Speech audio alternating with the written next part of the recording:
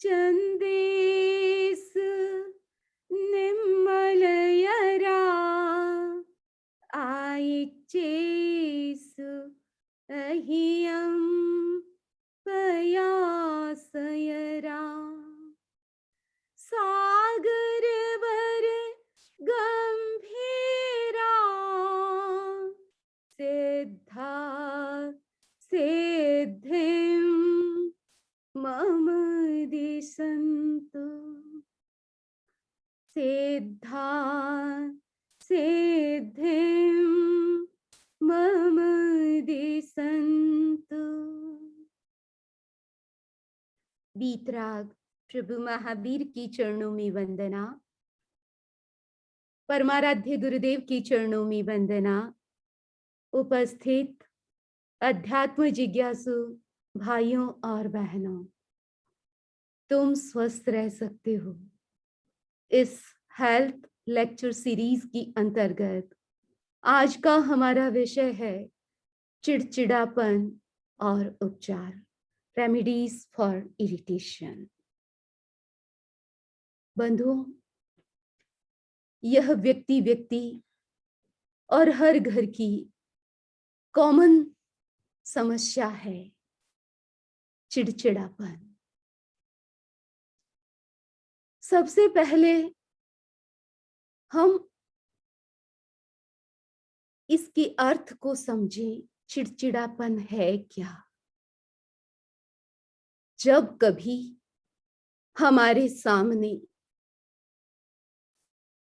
किसी विपरीत व्यक्ति का विपरीत व्यवहार या हमारे जीवन में कुछ विपरीत घटना, सिचुएशन सामने आती है, बार बार आती है, अचानक आती है, तब हम क्रोधवश, अहंकारवश तुरंत प्रतिक्रिया करते हैं।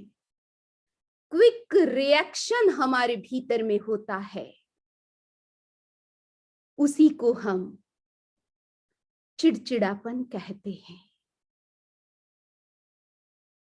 यह स्थिति जब हमारे जीवन में आती है तो हमें ऐसा लगता है कि यह हमारी ड्यूटी, अर्थात ऐसी स्थिति आई थी तो मैं घबरा गया या मेरा बैलेंस नहीं रहा, तो इसमें मेरा क्या दोष? सामने वाले ने बिहेवियर ऐसा ही किया तो मैं रिएक्ट नहीं होता तो क्या होता? यानी ये एक नेचुरल सबको लगता है कि ऐसा होता है तो ऐसा होता ही है, लेकिन बात ऐसी नहीं है। ये चिड़चिड़ापन, इसके पीछे केवल दूसरों के बिहेवियर, बाहर की घटनाएं, यही कारण नहीं है, और भी कुछ कारण हैं। उसे हम समझें ताकि ये बाहर की कोई भी परिस्थिति हमको प्रभावित न करे।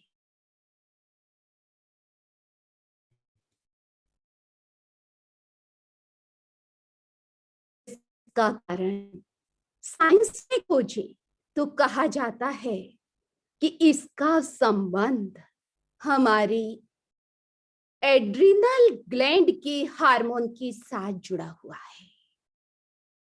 जब अतिरिक्त मात्रा में ये हार्मोन सिक्रीट होता है और उसका बुरा प्रभाव हमारे पूरे शरीर के ऊपर पड़ता है, हमारी ब्रीदिंग प्रभावित होती है, हार्ट बीट प्रभावित होती है, ब्लड प्रेशर प्रभावित होता है, और आप सब देख रहे हैं आगे से आगे, और उसका प्रभाव सबसे खतरनाक हमारे दिमाग पर, मस्तिष्क पर पड़ता है, और वहीं से ये चिड़चिड़ापन हमारा शुरू होता है।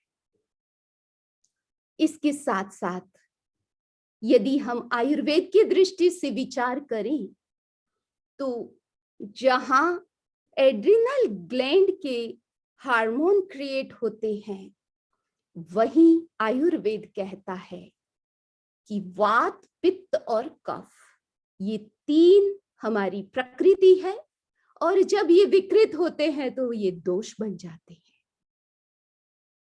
पित्त का संबंध हमारी डाइजेस्टिव सिस्टम के साथ जुड़ा हुआ है, उनका वही स्थान है। और पित्त की मात्रा जब बॉडी में ज्यादा होती है, कफ की मात्रा घट जाती है, पित्त की मात्रा बढ़ जाती है, उसका सीधा असर हमारे दिमाग पर, हमारे मन पर पड़ता है और ये स्वभाव के साथ जुड़ जाता है।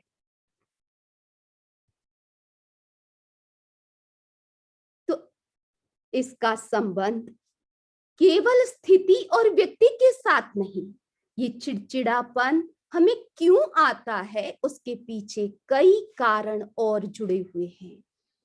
जब ब्लड शुगर लेवल हमारा लो हो जाता है, डाउन हो जाता है, ये भी कभी कभी बड़ा कारण बनता है कि छोटी बात, कुछ बात भी नहीं होती है, कोई कारण भी नहीं होता है, तो भी व्यक्ति बिना कारण भी क्रोध करने लग जाता है और दूसरों को टोकने लग जाता है, दूसरों पर गुस्सा करने लग जाता है।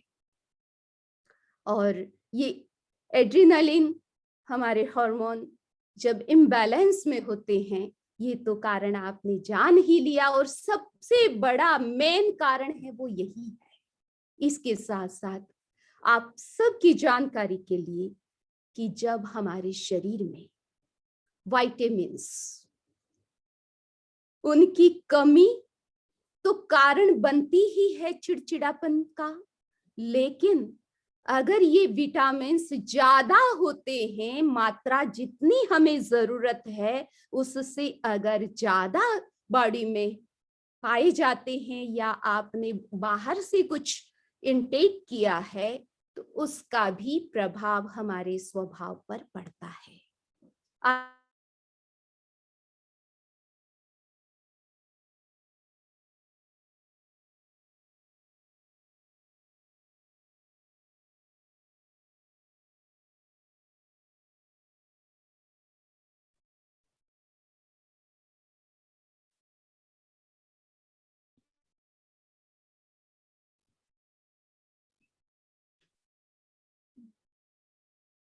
सॉरी, डिस्कनेक्ट हो गया था। आचार्य महाप्रज्ञ जी ने विशेष रूप से ये चिड़चिड़ापन का जो स्वभाव है, इसके साथ विटामिन ए की बात कही कि विटामिन ए का संतुलन बहुत जरूरी है। कॉमन वे से हमारे शरीर में विटामिन ए कम ही रहता है, तो ये बैलेंस में कैसे रहे, इसके प्रति सबको जागरूक रहना चाहिए।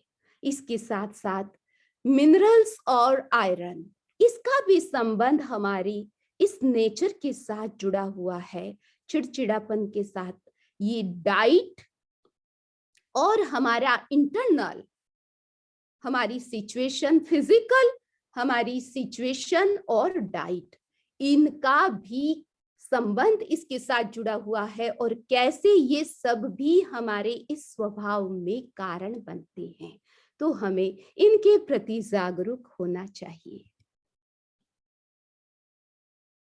ये हमारी बॉडी 5 तत्वों से बनी है। It is made of 5 elements.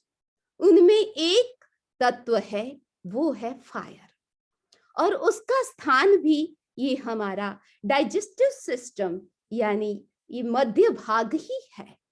तो फायर एलिमेंट्स जब इम्बैलेंस में रहता है, तो भी ये चिड़चिड़ापन का कारण बनता है। इसीलिए शरीर में ज्यादा हीट होती है, बढ़ती है, वो भी हमारे स्वभाव को प्रभावित करती है। इसके साथ साथ हम कारण की खोज करें कि हम छोटी सी बात पर क्यों चिढ़ जाते हैं। कभी दूसरे लोग हमें चिढ़ाते हैं, वो कारण बनते हैं, कभी कभी हम खुद चिढ़ जाते हैं छोटी सी बात पर। आखिर ऐसा क्यों होता है? और कुछ लोगों के कोई असर भी नहीं पड़ता, तो उन पर क्यों नहीं पड़ता और हमारे पर क्यों पड़ जाता है? कई कारण हैं, उनको हम स्पष्ट करना चाहते हैं। वात, पित्त और कफ, इन तीन में पित्त की मात्रा ज्यादा होती है तो हमारा स्वभाव बिगड़ता है, विकृत होता है। बात बात में हम शॉर्ट टेम्पर्ड हो जाते हैं, क्योंकि ये पित्त हमारे क्रोध को बढ़ाता है। यानी पित्त से हमारे कषाय उद्दीप्त होते हैं, उनमें भी विशेष रूप से हमारा क्रोध कषाय प्रबल बनता है, उसकी मात्रा तीव्र हो जाती है। और क्रोध का संबंध है कर्म के साथ। 8 कर्मों में कषाय का संबंध हमारे मोह कर्म के साथ जुड़ा हुआ है। और मोह के भी प्रकार है। मोह का एक प्रकार है दर्शन मोहनीय। ये दर्शन मोहनीय क्या करता है? हमारी दृष्टिकोण को विपरीत कर देता है, हमारी दृष्टि को विपरीत करता है। यानी हम पॉजिटिव सोच नहीं पाते हैं, हर बात को हम अदरवाइज ले लेते हैं, नेगेटिव तरीके से लेकर के हम सामने वाली घटना से प्रभावित हो जाते हैं। तो जैसे किसी व्यक्ति को बुखार आया है, लेकिन केवल बुखार नहीं आता, बुखार के साथ उसको खांसी भी हो जाती है, खांसी की ज्यादा संभावना रहती है। बुखार आया है तो पूरे शरीर में एक सिहरन होती है, ठंडक भी लगती है। इधर तो बुखार है और इधर सर्दी लगती है। उसके साथ साथ बुखार के साथ पूरे शरीर में कमजोरी भी आती है, मुंह खट्टा हो जाता है। आप देखिए, चीज एक हुई है लेकिन कितनी सारी बातें शरीर में हो जाती है।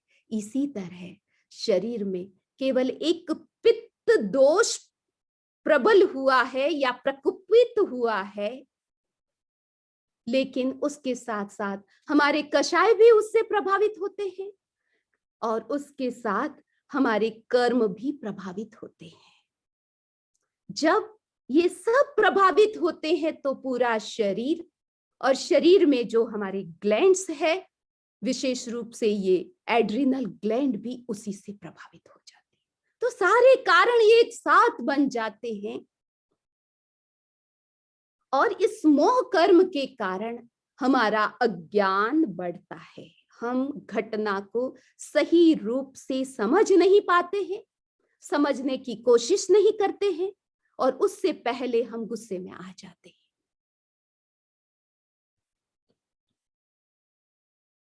आपने कई बार देखा होगा, आज ही हम जिसके घर में रुके हुए हैं, अशोक जी शाह, उन्होंने अपनी घटना बताई कि हम जब बाहर से लौट करके आते हैं, चल करके आते हैं, शरीर थक जाता है, उस समय हमारे शरीर में पित्त दोष प्रकुपित होता है, यानी पित्त बढ़ते हैं। जब जब हम मेंटल वर्क करते हैं या फिजिकल वर्क करके आते हैं और स्पेशली बाहर से लौट के आते हैं, बाहर गर्मी है, उस गर्मी का प्रभाव हमारे इस पित्त दोष पर पड़ता है। तो जब जब हम बाहर से मेहनत करके आते हैं, तब हमारे भीतर में पित्त दोष प्रबल होता है। उस अवस्था में यदि कोई व्यक्ति हमें टोकता है या कोई व्यक्ति हमारी कंप्लेन करता है या कोई व्यक्ति हमसे बात करता है, उस समय कोई डिस्कशन करता है, तो सामने वाला थका हुआ व्यक्ति बिगड़ सकता है। आप लोगों ने कई बार अनुभव किया होगा, जब जब आप थके हुए होते हैं, सामने वाला व्यक्ति आपसे आर्ग्यू करता है, बात छोटी सी होती है लेकिन बिगड़ जाती है। गृहस्थ जीवन के छोटी छोटी बातों के झगड़े इसी चीज के होते हैं। हम समझ नहीं पाते हैं कौन व्यक्ति कहां से आया है, किस स्थिति से आया है। जब वो वर्क से लौटता है तो उसकी ऑफिस में पता नहीं आज कैसी सिचुएशन रही है और किस सिचुएशन से गुजर करके प्रभावित होकर के वो आया है। आते ही जब हम उनसे आर्ग्यू करते हैं तो फिर झगड़ा शुरू हो जाता है। तो पहला ये कारण, ये बहुत बड़ा कारण है, प्रैक्टिकल कारण है और आप इसको अवॉइड कर सकते हैं। कोई भी व्यक्ति अभी अभी पहुंचा है, बाहर से आया है और घंटों बिता करके आया है, आप उनके बारे में अभी समझ नहीं पा रहे हैं कि वो कहां से आया है, किससे बात करके आया है और वो रिलैक्स है या नहीं। ऐसी अवस्था में हमें उनके साथ बात करना अवॉइड करना चाहिए। उन्हें बैठने दीजिए, उसको रिलैक्स होने दीजिए। उनको उनके जो पित्त उसकी बॉडी में ज्यादा प्रबल हुए हैं, एक्टिव हुए हैं, उसको कम होने दीजिए, उसको बैलेंस में होने दीजिए। उसके बाद यदि आप बात करेंगे तो बात बिगड़ेगी नहीं और काम भी हो जाएगा। ये अक्सर बच्चों के साथ, लेडीज के साथ और जो लोग वर्क से लौटते हैं उनके साथ ये होता है।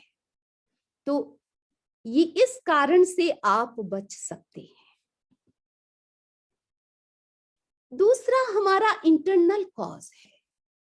हो सकता है कि सामने वाला व्यक्ति पित्त प्रकृति उसकी प्रकोपित है, फिर भी आर्ग्यू की अवस्था में उनके साथ कोई कंप्लेन आप कर रहे हैं तो भी वो शांत रहता है।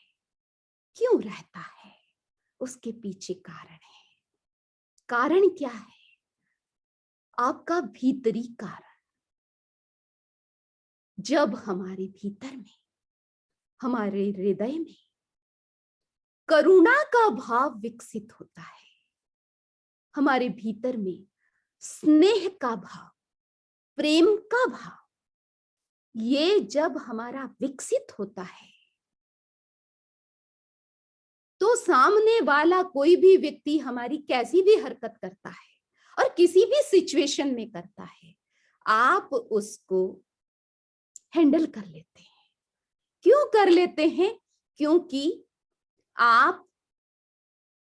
आपका हृदय करुणा से आप्लावित है, फुल ऑफ कंपैशन।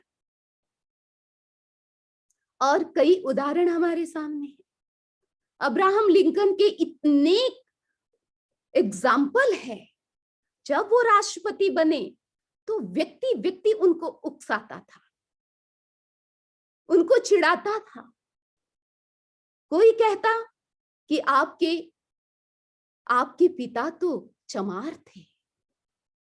वो समझ जाते कि सामने वाला क्या कहना चाहता है, लेकिन उस घटना को भी, उस बात को भी वो अदरवाइज नहीं लेते थे और इतना अच्छा जवाब देते थे। हाँ, मुझे प्राउड है कि मेरे पिता चमार थे और सबसे अच्छे जूते बनाते थे। उनके जीवन में कभी कोई इस बात को लेकर के कोई कंप्लेन नहीं आई। इस तरीके से उस बात को वो संभालते थे। तो ये बात कौन संभाल सकता है? वही संभाल सकता है जिसके भीतर में ऐसी पॉजिटिव हमारी भावनाएं हैं। वो भावनाएं जब हमारे भीतर में विकसित होती है, उनसे हम प्रभावित होते हैं, तो ये बाहर की छोटी छोटी बातें हमें प्रभावित नहीं करती। आचार्य भिक्षु एक महान साधक हुए। उनके जीवन में भी बहुत लोगों ने परीक्षाएं ली। ऐसी परीक्षाएं लेते थे लोग कि सामान्य व्यक्ति तो गुस्से में आ सकता है, लेकिन वो गुस्से में नहीं आते थे जब लोग उनको कहते थे कि अमुक व्यक्ति ने आपके साथ ऐसा बर्ताव किया, तो भी आप शांत क्यों थे? वो यही कहते थे कि सामने वाला व्यक्ति मेरी परीक्षा लेने आया था और मुझे परीक्षा में पास होना था। एक घड़ा, छोटा सा मिट्टी का घड़ा होता है, उस घड़े को भी लेने के लिए व्यक्ति उसकी परीक्षा करता है, उसके ऊपर ठोक करके देखता है कि ये पक्का है या नहीं। तो लोग मेरी परीक्षा करते हैं, कोई मुझे मुक्का मारता है, कोई मुझे मेरी इंसल्ट करता है, तिरस्कार करता है, वो मेरी परीक्षा करता है। तो जैसे एक दिया तेल से भरा हुआ रहता है, तो बाहर की हवा उसे प्रभावित नहीं करती, वो लौ जलती रहती है। क्यों? क्योंकि वो स्नेह से भरा हुआ है।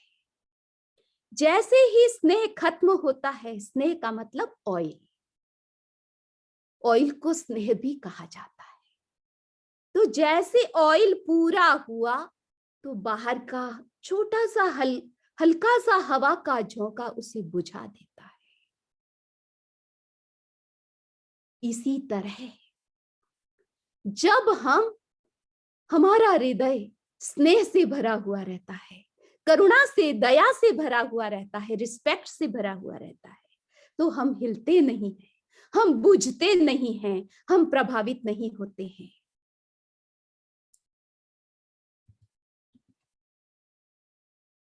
इसीलिए हमारे ऋषि महर्षियों ने कहा, ट्रेन योर ब्रेन। आप अपने आप को भावित करो, प्रभावित करो, प्रशिक्षित करो। किसी से घृणा करना, किसी की कंप्लेन करना, किसी के साथ ईर्ष्या करना, किसी की निंदा करना, किसी का तिरस्कार करना और किसी के अपमान से प्रभावित होना, ये तो स्वाभाविक है, हर कोई कर सकता है। लेकिन यदि आप इन सब से बचना चाहते हैं, तो अपने भीतर मैत्री का विकास करो। मैत्री सबके साथ, प्रमोद भावना का विकास। प्रमोद भावना किसके साथ? जो आपसे भी ज्यादा गुणवान हैं, उनमें क्वालिटी ज्यादा है आपसे ज्यादा, उनको एप्रिशिएट करना, प्रमोद भावना भाना, खुश होना। जो दुखी लोग हैं, मन से दुखी हैं, मंद बुद्धि वाले हैं,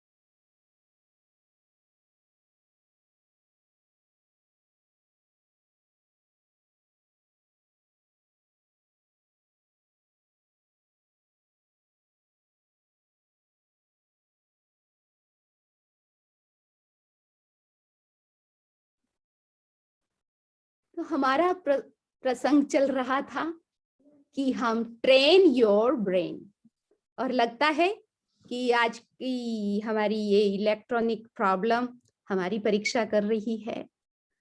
बार बार डिस्कनेक्शन की प्रॉब्लम आ रही है। तो हम अपने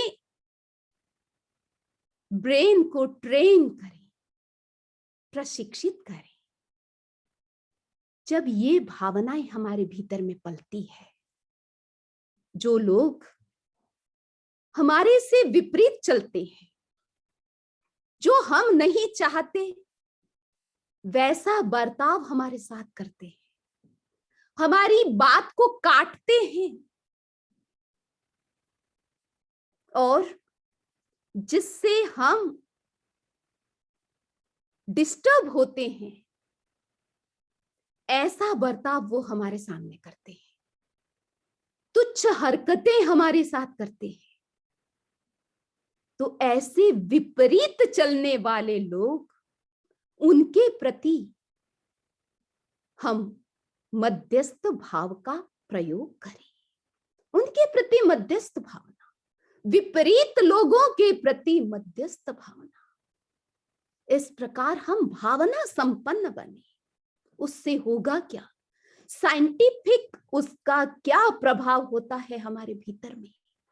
जब इन 4 भावनाओं से हम भावित होते हैं, बार बार इनका अभ्यास करते हैं, तो उससे एड्रिनल ग्लैंड को आप उनके हार्मोन्स को कंट्रोल कर सकते हैं, जो मेन प्रॉब्लम है हमारी।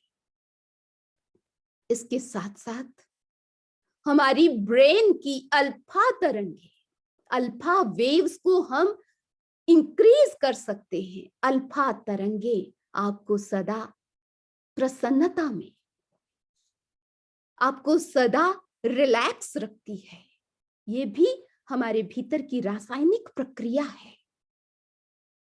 तो जब हम पॉजिटिव इन भावनाओं में रहते हैं, तो मस्तिष्क में और हमारा ग्रंथि तंत्र वो भी कंट्रोल में रहता है और वो भी हमें सपोर्ट करता है। कई लोग कहते हैं कि जब विपरीत स्थिति हमारे सामने आती है तो हम उनसे प्रभावित हो जाते हैं। परिस्थिति और प्रभावित होना, दोनों को व्यक्ति ने एक मान रखा है। सर्दी लगेगी तो हम प्रभावित होंगे ही। कोई सामने वाला व्यक्ति हमको गलत कहेगा तो हमको गुस्सा आएगा ही। ये आपने बिल्कुल दोनों चीजों को साथ में मिला दिया। और आम धारणा व्यक्ति की बनी हुई है कि कोई गलत कहेगा तो हमको गुस्सा आएगा। ये एक धारणा है। ये धारणा हो सकता है कुछ लोगों को सही लगती है, लेकिन अगर गहराई में जाएं तो ये धारणा 100% सही नहीं होती है, क्योंकि इसके साथ 2 बातें जुड़ी हुई है। ये हमारी इंद्रियां, इनको बाहर से कुछ अच्छा भी लगता है और कुछ अच्छा नहीं भी लगता है। ये ज्ञान, अच्छे बुरे का ज्ञान हम इंद्रियों से करते हैं, मन से भी करते हैं। तो ज्ञान का साधन है हमारी इंद्रियां और हमारा मन। ये ज्ञान ही करते हैं, ये प्रभावित नहीं होते हैं। प्रभावित आप भीतर से होते हैं। आपकी इंद्रियां, इनका इतना ही काम है ज्ञान ग्रहण करना। अगर गर्म है तो आप वो गर्म का ज्ञान कराएगी, ये स्पर्श इंद्रिय। इसी तरह हर घटना जैसी है, जैसे कलर सामने आते हैं, उनका ज्ञान कराने का काम है हमारे इंद्रियों का। लेकिन इन सब के साथ हम प्रभावित होते हैं। प्रभावित हम भीतर से होते हैं। उसका संबंध है मूर्छा के साथ। तो 2 बातें हैं, एक है ज्ञान, दूसरी है मूर्छा। तो ज्ञान गलत नहीं होता, ज्ञान अपने आप में ज्ञान होता है। ज्ञान बाहर की हर चीज का कर सकते हैं। कोई चीज पकी हुई है, कोई कच्ची है। कोई सही है, कोई सही नहीं है, कोई आपके लिए उपयोगी है, आपके लिए उपयोगी नहीं भी है। आपके लिए एक चीज खतरा है, एक आपकी सुरक्षा करने वाली है। हर चीज का ज्ञान आप अपने मन से, अपनी बुद्धि से, अपने पांचों इंद्रियों से कर सकते हैं, लेकिन प्रभावित होना, उनसे आपके भीतर में जो आप डिस्टर्ब होते हैं, वो डिस्टर्ब आप मूर्छा के कारण होते हैं।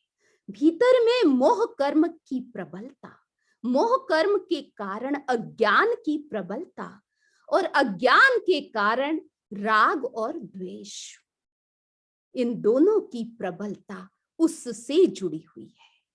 इसीलिए यदि हमारा मोह कर्म कम होता है तो हम हर घटना में मध्यस्थ रह सकते हैं, हर घटना की उपेक्षा कर सकते हैं, मध्यस्थ भावना का विकास हम करके हर घटना को जीत सकते हैं, केवल ज्ञान तक उसको सीमित रख सकते हैं। ज्ञान आपने कर लिया, अमुक व्यक्ति कैसा है, उसकी नीयत कैसी है, वो मेरे लिए क्या सोचता है, सब कुछ आप ज्ञान कर लें, लेकिन ज्ञान के साथ आपको राग द्वेष करने की जरूरत नहीं। जितना राग द्वेष हमारा कम होता है, हमारे स्वभाव में भी ये विकृति नहीं आती है। छोटी छोटी बातों में हम चिढ़ते नहीं हैं, न हम दूसरों को चिढ़ाते हैं, और दूसरे अगर हमको चिढ़ाने का प्रयत्न भी करते हैं तो भी हम चिढ़ते नहीं हैं। तो ये सारी बातें, इनके बारे में हमने जाना, और जिन लोगों के भीतर में मध्यस्थ भावना, उपेक्षा भाव, यानी हर चीज को लेट गो करने की वृत्ति, ये कब आती है? जब हम अपना माइंड सेट बदल देते हैं। New mind set, use your new mind set, make your new mind set. आप अपना माइंड सेट नया बनाएं। पुराना ऐसा था कि अमुक व्यक्ति सामने आएगा तो मैं उसको गुस्से में ही जवाब देता।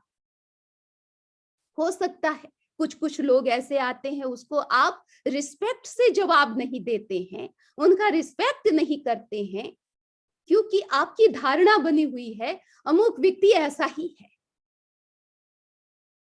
लेकिन धारणा आप बदल सकते हैं। सामने वाला व्यक्ति जैसा है वैसा ही होगा, और हर चीज को आप अपनी हुनर से, और कुछ लोग ऐसे हंसी मजाक में बात टाल देते हैं। बहुत बड़ा झगड़ा हो सकता था, बहुत बड़ी प्रॉब्लम क्रिएट हो सकती थी, लेकिन उसको लेट गो करके, उसको लाइट लेकर के, और अपनी बोलने की कला से उस बात को टाल देते हैं, उस समस्या को भी टाल देते हैं लोग, और हंसी हंसी में उस बात को एकदम लाइट लेकर के निकल जाते हैं। तो ये भी एक कला है, और हमने अक्सर देखा है जो लोग विनोद स्वभाव के होते हैं और मजाक करते हैं, बात बात में मजाक करते हैं, वो लोग हर बात को सीरियस नहीं लेते और उस चीज को वो टाल देते हैं। तो ये कला भी व्यक्ति में आनी चाहिए। तो कई कारण हमने बताए आपको, इन सब कारणों को हम समझते हुए हम अपने चिड़चिड़ेपन को कम करें, क्योंकि ये चिड़चिड़ापन हमारे स्वयं के लिए अच्छा नहीं है। हमारा स्वभाव इससे बिगड़ता है, हम खुद को अच्छा नहीं लगता है, और इस चिड़चिड़ेपन से का प्रभाव हमारे शरीर पर भी पड़ता है। हमारे कर्म बंधन के साथ इसका संबंध जुड़ा हुआ है। हमारे रिलेशंस खराब होते हैं, वो बिगड़ते हैं। सामने वाला व्यक्ति भी उससे परेशान होता है यदि हमारा ये ऐसा स्वभाव है। तो इसको हम बदल सकते हैं। कुछ कारणों पर हमने जो चर्चा की है, उन कारणों को आप समझ करके उनको अवॉइड करें। जिस चीज का विकास करना है उसका आप विकास करें। जैसे उपेक्षा भाव, हर बात को आप उपेक्षित कर दें, जिसमें नहीं उलझना है उसको उसकी आप उपेक्षा करें। और जो लोग थक करके आते हैं, बाहर से काम करके आते हैं, उनको आते ही आप उनके साथ कोई भी बात, ऐसी बात न करें कि जिससे वो बिगड़ जाए। अगर इस बात का भी आप ध्यान रखेंगे तो काफी समस्याओं का समाधान आपके जीवन में हो सकता है। और अब कुछ प्रयोग आपके सामने प्रस्तुत कर रहे हैं, और प्रयोग करना बहुत जरूरी है, क्योंकि ये इरिटेशन का संबंध केवल बाहर से नहीं है, भीतर से है। तो भीतर का बदलाव हम स्वयं ला सकते हैं कुछ प्रयोग करके। मुद्रा के अंतर्गत आचार्य महाप्रज्ञ जी बताते हैं नमस्कार मुद्रा। ये नमस्कार मुद्रा, जो हम नमस्कार करते हैं, दोनों हाथ हमारे मिलते हैं, ये केवल हमारी परंपरा ही नहीं है, ये परंपरा बड़ी विशुद्ध सात्विक परंपरा है, साइंटिफिक परंपरा है। इससे हमारे शरीर का बैलेंस बनता है, और मन का और हमारे इमोशन, तीनों को कंट्रोल करने वाली ये विशिष्ट मुद्रा है नमस्कार मुद्रा। प्राणायाम के अंतर्गत शीतली प्राणायाम, ये शीतली प्राणायाम क्या करता है, आपके फायर एलिमेंट, जो अग्नि तत्व है, उसको कंट्रोल करता है, संतुलित करता है। दूसरी बात, यदि शरीर में पित्त की मात्रा ज्यादा है, या कुछ लोगों की पित्त की ही प्रकृति होती है और वो अच्छी भी होती है, बड़े फास्ट होते हैं, सब काम बहुत फास्ट करते हैं, तो वो फास्ट करते हैं, वो उनकी क्वालिटी है। लेकिन उनके साथ जो है वो हो सकता है वायु प्रकृति की है, तो वायु प्रकृति वाले आलसी होते हैं, वो 10 काम करते हैं, वायु प्रकृति वाला एक भी काम पूरा नहीं करता है। तो फिर यहां भी चिड़चिड़ापन शुरू हो जाता है। तो हम सबको अपनी तरह बना नहीं सकते, उनकी अपनी प्रकृति है, मेरी अपनी प्रकृति है। तो ये प्रकृति को भी हम समझें। तो पित्त की प्रकृति को अगर शांत करना है और पित्त की मात्रा को शांत करना है, संतुलित करना है, तो ये शीतली प्राणायाम, यहाँ पूरी विधि बताई गई है। जीभ से, जीभ को आप चोंच की तरह उसका शेप बनाएं और अंदर आप श्वास खींचें। तो जीभ से श्वास लेना है, श्वास खींचना है, और नाक से धीरे धीरे श्वास छोड़ना है। लगभग 5 मिनट तक प्रतिदिन यदि आप करते हैं तो शरीर की गर्मी शांत होती है और पित्त शांत होते हैं। एसिडिटी की जो प्रॉब्लम है वो भी आपकी सॉल्व होती है। इसके साथ प्राणायाम के साथ अनुलोम विलोम प्राणायाम। अब ये अनुलोम विलोम प्राणायाम तो हमारा एक कॉमन प्राणायाम है, सबके साथ जुड़ा हुआ है, 100 रोगों की एक दवा। मंत्र के अंतर्गत रूंग मंत्र, और इसका प्रभाव सीधा हमारे लीवर के साथ। आपने देखा कि एड्रिनल ग्लैंड हमारे लीवर से सटी हुई है, लीवर के ऊपर ऊपरी भाग, और पीछे हमारी किडनीज है। तो यही भाग और ये मंत्र सीधा वहां पर उस पर प्रभाव डालता है।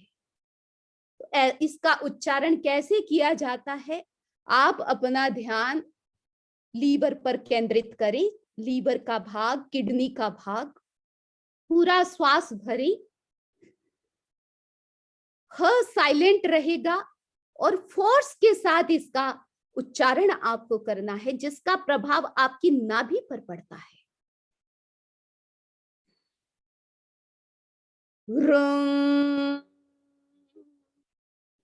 श्वास भरी,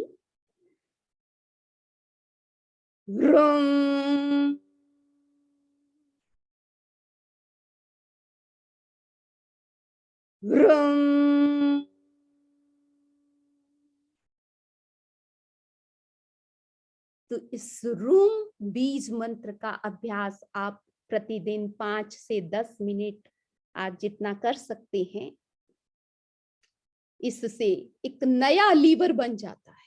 किसी के लीवर की प्रॉब्लम है तो उनके लिए ये विशिष्ट प्रयोग है। ध्यान के अंतर्गत, कलर मेडिटेशन के अंतर्गत हम प्रेक्षा करें सफेद रंग का ध्यान ललाट पर, शांति केंद्र और ज्योति केंद्र। ज्योति केंद्र है ललाट का मध्य भाग और उससे ऊपर ये जो कॉर्नर है ललाट का ऊपरी भाग, ये है शांति केंद्र का स्थान। तो इस पूरे स्थान पर, ये दोनों केंद्रों पर आप सफेद रंग का ध्यान करें। कुछ नहीं करना है, आपको केवल सफेद रंग की कल्पना करनी है। बंद आंखों से आप सफेद रंग का ध्यान करें, सफेद रंग की कल्पना करें।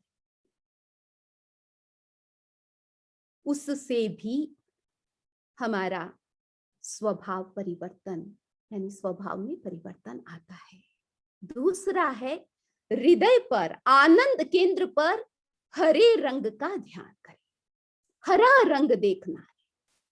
इस हरे रंग से हम अपने पूरे शरीर में विजातीय तत्व जो टॉक्सिन्स है उसको हम निकाल सकते हैं, खत्म कर सकते हैं हरे रंग के प्रयोग से, हरे रंग के ध्यान से।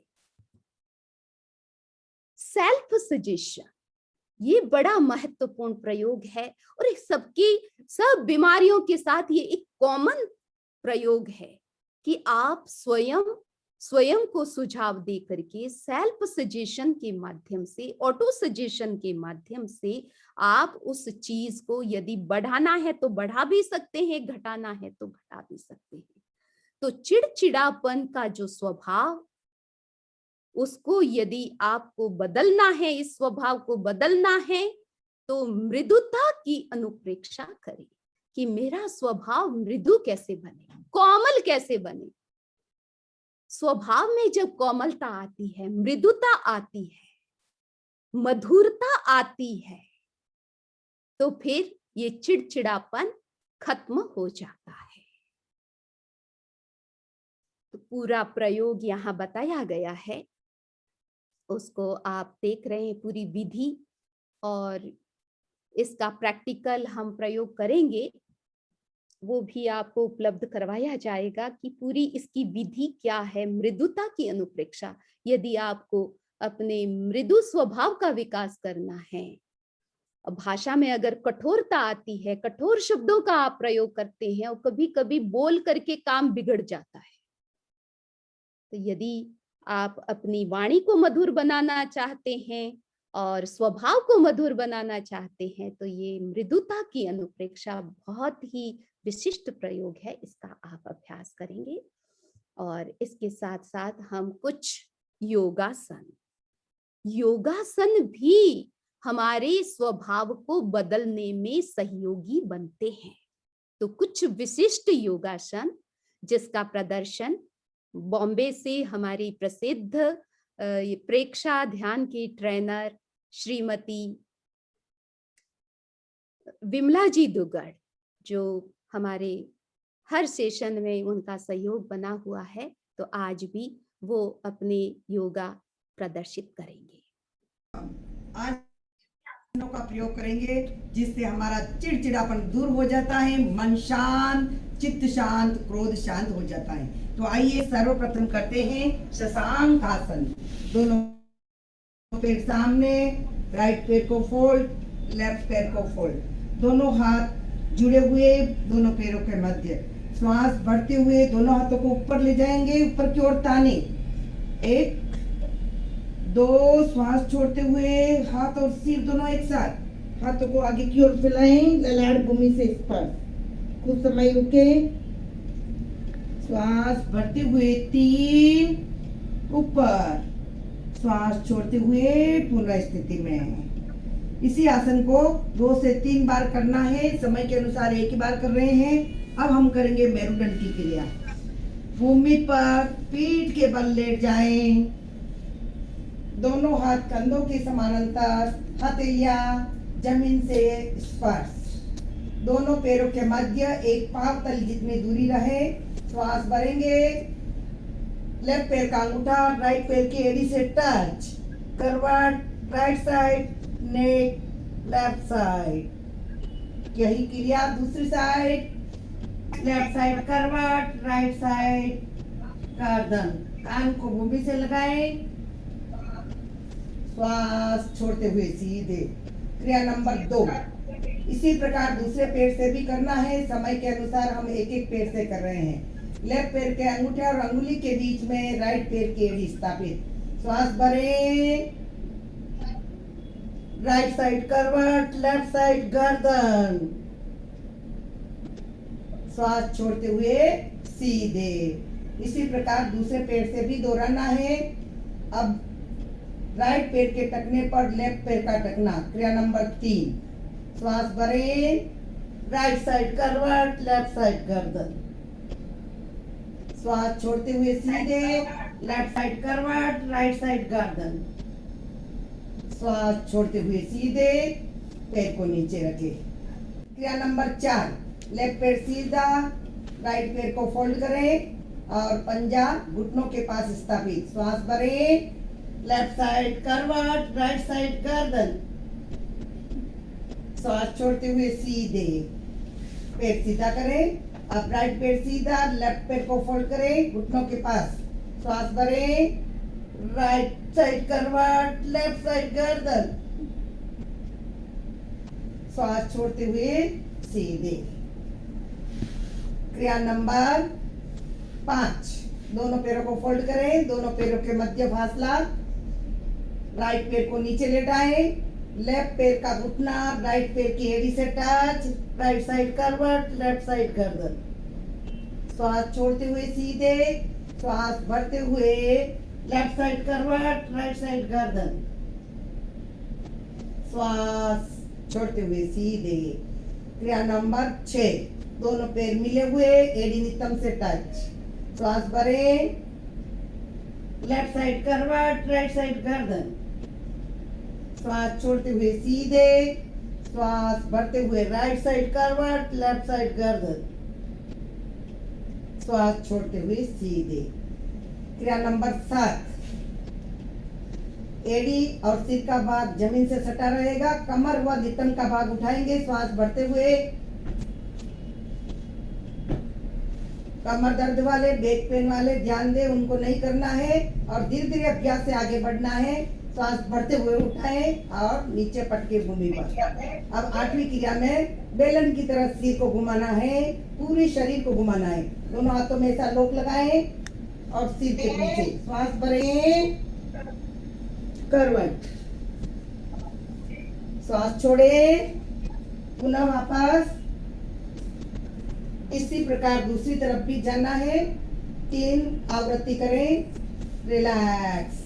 कायोत्सर्ग। दोनों पैरों के मध्य 1 फीट का फासला। दोनों हाथ शरीर के समानांतर, आधा फुट की दूरी। आंखें बंद। श्वास मंद और शांत। Toes to head, loose your body. पूरी बॉडी एकदम loose. Toes to head, loose your muscles. प्रत्येक मांसपेशी, प्रत्येक स्नायु relax relax. Toes to head, loose your joints. प्रत्येक जॉइंट्स एकदम लूज। अंगूठे से लेकर सिर तक पूरा शरीर रिलैक्स रिलैक्स। 2-3 लंबे लंबे श्वास लें, लंबे लंबे श्वास छोड़ें।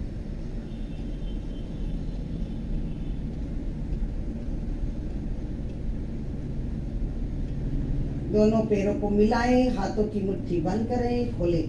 दोनों पैर फोल्ड करके लेफ्ट साइड करवट लेकर बैठने की मुद्रा में आ जाएं। कायोत्सर्ग का प्रयोग संपन्न।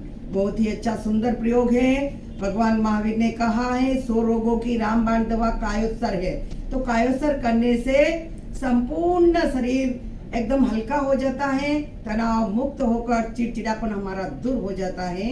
ओम अरहम। तारी मंगलम अरहंता मंगलम सिद्धा मंगलम साहु मंगलम केवली पन्नतो धम्मो मंगलम चत्तारी लोगुत्तमा अरहंता लोगुत्तमा सिद्धा लोगुत्तमा साहु लोगुत्तमा केवली पन्नतो धम्मो लोगुत्तमो अरहन्ते शरणं पवज्जामि सिद्धे शरणं पवज्जामि साहु शरणं पवज्जामि केवली पन्नतां धम्मं शरणं पवज्जामि।